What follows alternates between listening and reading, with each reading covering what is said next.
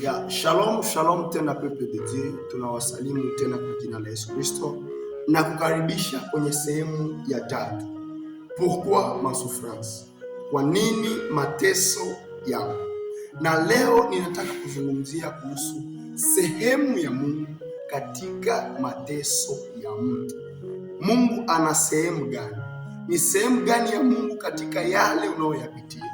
Ni sehemu gani ambayo Mungu anachangia katika mambo magumu ambayo uko na kutana nayo? Ni sehemu gani ambapo Mungu amehusika katika mateso yako? Sehemu ya Mungu katika mateso ya mtu. Jambo la kwanza, tunateseka kwa sababu tuzogee karibu na Mungu. Mateso inatufanya tumtafute Mungu. Mateso inatuzogeza karibu na Mungu. Try think about this.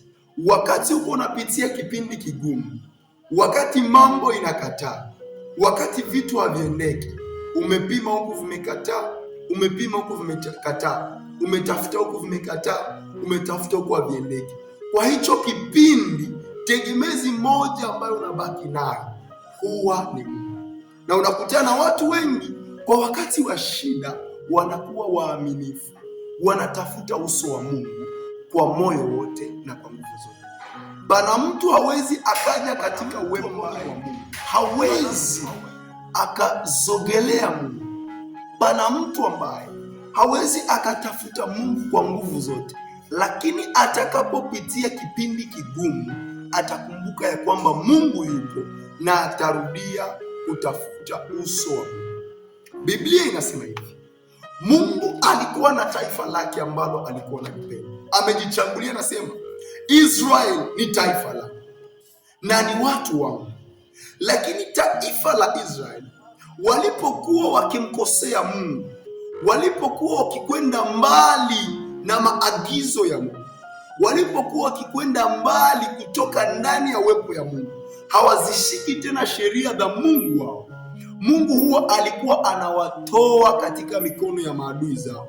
Mungu anawapitisha katika kipindi cha mateso, na hicho kipindi cha mateso watakapokipitia, watakapoona mambo haiendeki, vitu vinakuwa vigumu, watamkumbuka Mungu na kumrudilia. Yaani mateso inatufanya tuwe karibu na Mungu. Sehemu ya Mungu katika mateso ni ili tuwe karibu naye, ni ili tumtafute tena kwa bidii, ni ili tumtafute tena kwa nguvu zetu. Wakati tunapitia mateso, huwa tunakuwa waaminifu kwa Mungu. Bwana Yesu asifiwe sana. Wakati vitu vinakataa, huwa tunamrudia Mungu. Si mara moja au mara mbili taifa ya Israeli walikuwa wanamkosea Mungu, lakini wanapomkosea Mungu, Mungu anawapitisha katika mateso. Lakini baada ya hiyo mateso, wakisha kuwa wameshateseka, vitu vinakataa, wanamrudilia Mungu na kutubu. Wanapotubu, Mungu anawapokea tena. Yaani mateso inatusogeza, inatuleta karibu na Mungu. Kitu cha pili, mateso ni masomo ya Mungu. Bwana Yesu asifiwe sana. Masomo ya Mungu. École de Dieu. Mungu hawezi akatumika na wewe pasipo kukupitisha katika masomo. Mungu hawezi akafanya na wewe vitu vikubwa pasipo kukuandaa. Na hiyo wakati ya maandalizi, wakati Mungu iko naandaa mtu wake, wakati Mungu iko na kutayarisha kwa ajili ya kazi fulani, kwa ajili ya kuenda nawe sehemu fulani, hiyo ndio tunaita kipindi cha maandalizi. Na hicho kipindi cha maandalizi ndicho kipindi cha masomo ya Mungu. Kwa hicho kipindi ni kipindi kigumu.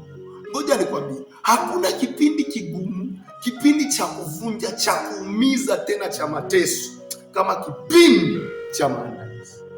Wakati Mungu iko naandaa mtu wake, wakati Mungu iko napitisha mtu wake katika somo fulani, katika kumfundisha kitu fulani, katika kutaka kumpeleka katika viwango vingine, huwa anampitisha katika kipindi, na tunaita hicho kipindi cha mateso.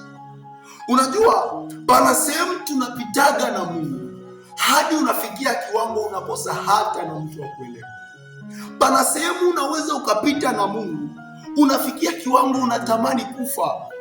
Maana hata na yule mtu ambaye alikuwa tegemezi kwako naye anakuwa kufa. Sasa mateso ni masomo ya Mungu. Wakati Mungu iko nataka fundisha mtu wake kitu, huwa anampitisha katika mateso. Bwana Yesu asifiwe sana.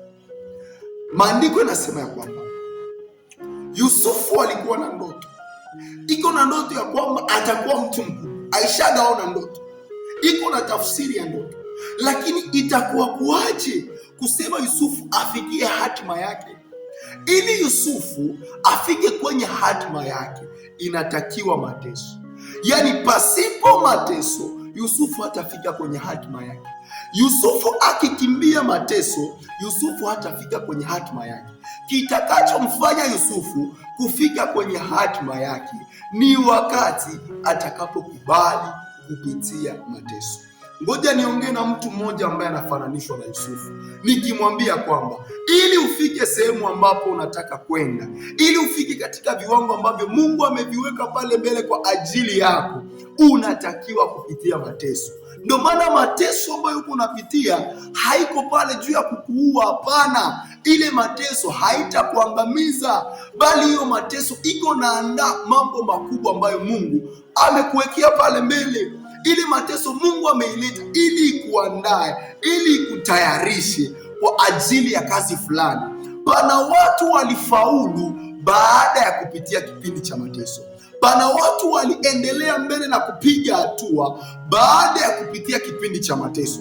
Sasa mateso yote sio ili upate kuangamia, lakini pana ingine mateso ni kwa ajili ya kutuandaa, kwa ajili ya kutufunza kitu fulani.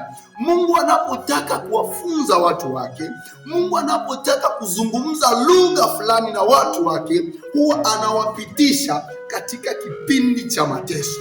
Naongea na mtu mmoja ambaye unapitia kipindi cha mateso, nikimwambia kwamba hiyo mateso ambayo unapitia haiji ili kuangamize, bali inakuja kwa ajili ya kukuandaa kwa kazi ambayo Mungu atafanya nao. Hiyo mateso sio ili ukufe, hapana, lakini ni ili ya kukuandaa kwa kazi kubwa ambayo utafanya kesho. Kitu cha pili nimekipenda, mateso ni masomo ya Mungu. Ubarikiwe na Bwana. Tukutane kwenye sehemu ya 4 na Mungu akubariki. Kwa nini mateso yangu? Ubarikiwe na Bwana.